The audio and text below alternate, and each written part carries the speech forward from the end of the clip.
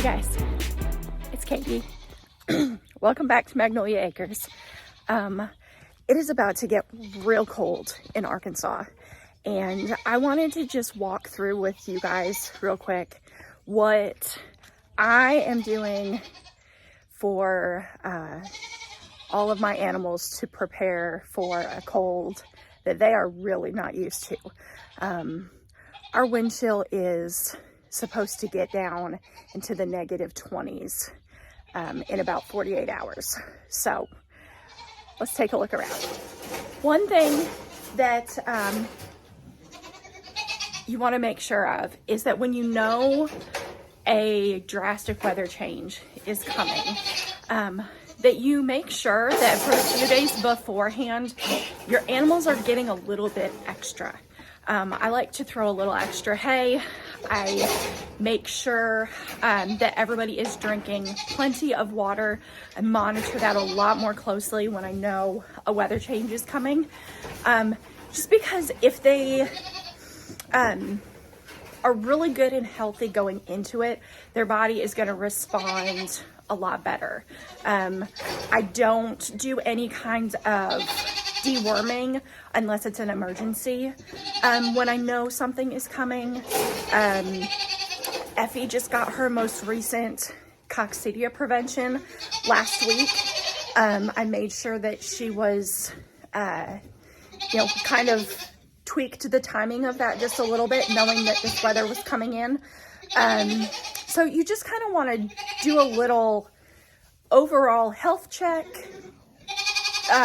Just make sure that everybody is in the best condition that they can be in going into a storm like this.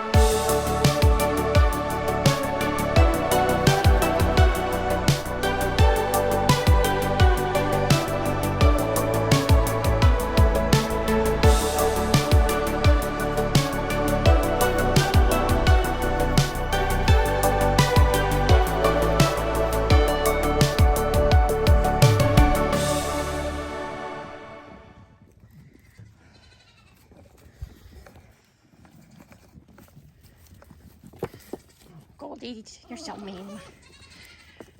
So you can see all of my girls have a really nice thick coat. They are carrying good body weight.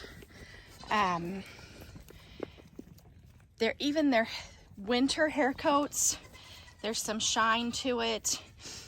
You know, those are the kind of things you want to just keep an eye on all the time, just for an overall picture of your goat's health. You don't want to wait until you know bad weather is coming to check these things, because at that point it's really too late. I make sure, Ghetto's stuck in the barn. Make sure that everybody is just looking good all the time, but then just kind of do a once over of the whole herd, knowing that this weather is coming in. They're getting some extra hay this week. I usually just throw them about one flake, and then you can kind of see all these branches that are in here. I've been going around and clearing the fence line around the back and cutting some cedar branches for everybody, about 2 or 3 times a week. So they'll have that when they're out here in the pasture during the day, and then they get hay all night when they're inside the barn. But so the weather is supposed to change. I guess Thursday, that cold front is moving in. It's Tuesday right now. And my goats will not be outside in that. They'll stay in the barn where they are dry and toasty. And let's go back inside and we'll see some of the what I did this past weekend to prepare for this. Look who's in with the big girls now. They're not real happy with me, but been making sure that I'm refilling minerals every single day, since there's not really much nutrition out here.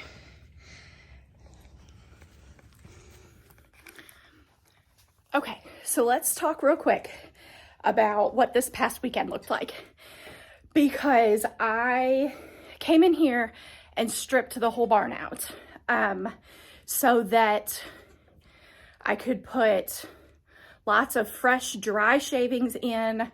I did get some straw, specifically for the 2 youngest. So this is Effie and Achu's stall, and they do have a heat lamp in here. I have not been plugging it in regularly. It's not something that I want their bodies to have to rely on. I probably will drop it down a little bit and plug it in this weekend. Our low temperatures Thursday and Friday are single digits. And then the wind chill, aside from that, is supposed to be like -23. And that's just a lot colder than what we're used to here, and a lot colder than what their bodies are prepared for. They do, they have a good thick winter coat. The, 20s at night is not a big deal for them.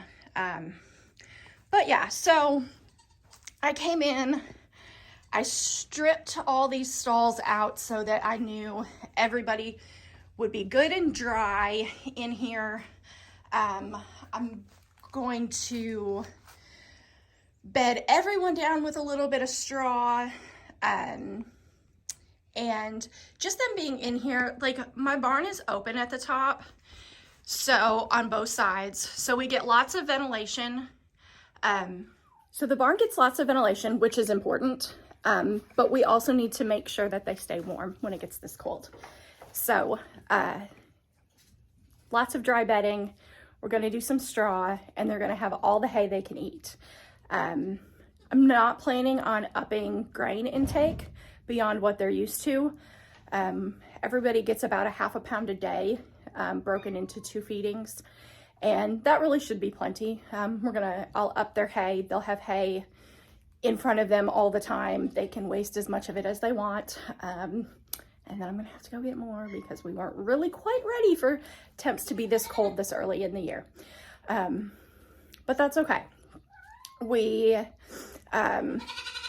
Everybody will stay in the barn while the wind chill is that cold. The bucks will stay in their shed while the wind chill is that cold. Huck has a doghouse that I'll fill with straw. Maybe some of this, I've got a bale of hay that the bottom half of it got kind of gross, and I won't feed that to the goats, but that would make real good bedding for the dog. So he'll probably get a little bit of that stuffed in his doghouse. The parts that aren't actually molded, that are just kind of yuck.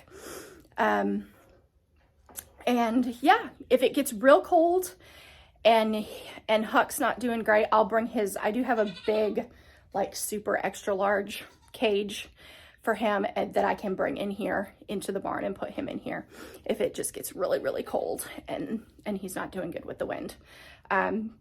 Ghetto, my barn cat, it's his job to take care of himself. He's got a barn to come into. He's got hay to sleep in.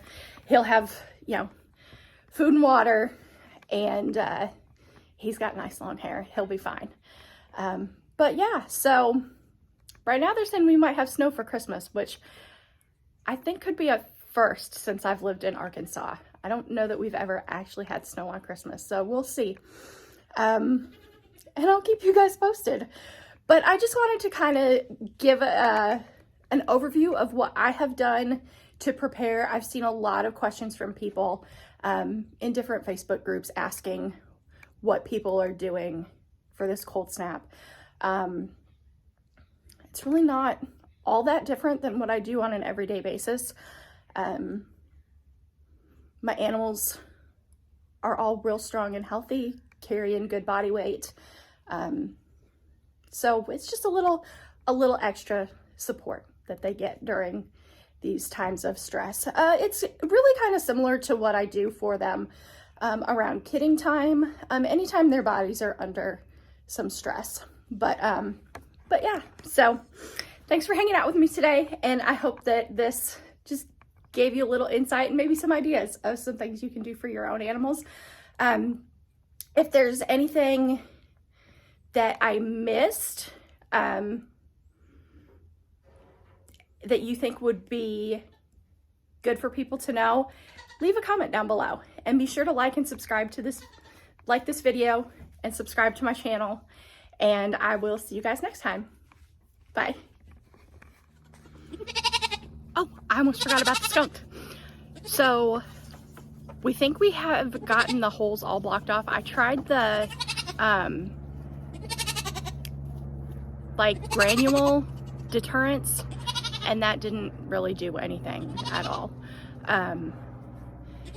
So we just pretty much had to put some boards up in the spots that it was digging in, and add an additional cinder block at the other door. And so far, I don't think it's gotten back in. So it's tried. There's been spots where I can see that it was trying to dig in and it was not successful. So, oh, Ghetto got locked in the barn again. I'm gonna go let him out. But yeah, so there's the update on that.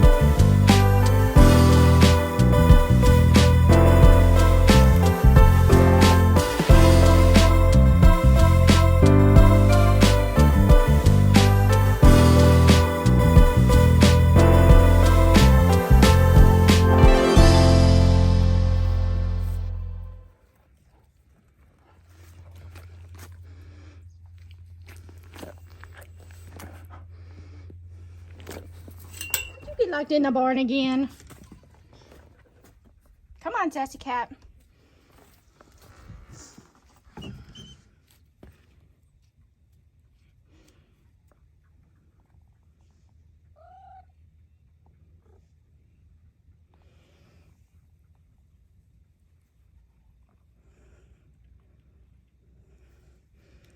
Say bye, YouTube. Say bye, YouTube friends.